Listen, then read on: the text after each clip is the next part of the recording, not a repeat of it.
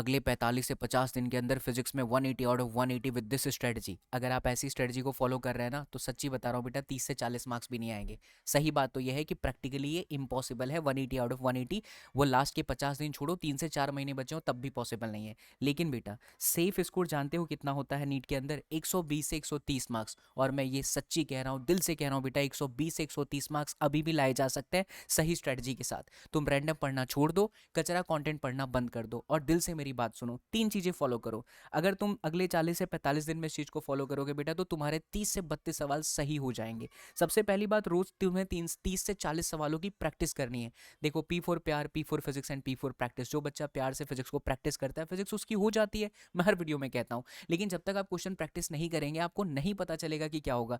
Theory पढ़ने से कुछ नहीं होगा, फॉर्मूला याद करने से कुछ नहीं होगा, और सिर्फ आप बस सुनते रहेंगे तो भी कुछ नहीं होगा। You have to take action. तो 30 से 40 क्वेश्चन मैं कह रहा हूँ, एटलीस्ट 30 क्वेश्चन तो जरूर लगाइए, और उन क्वेश्चन में भी 90% क्वेश्चन बेटा आपके पीवाईक्यूज होने चाहिए। आप शॉर्ट नोट से रिवीजन कीजिए। क्या कीजिए? शॉर्ट नोट से रिवीजन कीजिए, या तो वन शॉट वीडियोस देखिए। किसी चैप्टर को अगर आप 4 से 5 घंटे पढ़ रहे हैं, या कोई टीचर आपको 4 से 5 घंटे पढ़ा के महानता साबित कर रहा है, इसमें आपका बेनिफिट नहीं, वो टीचर का बस रिवीजन हो रहा है।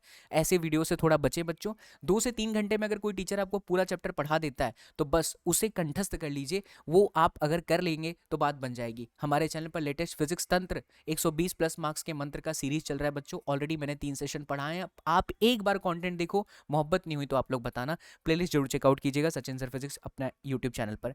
सेकंड बेटा, आपको ये सीक्वेंस याद रखना है।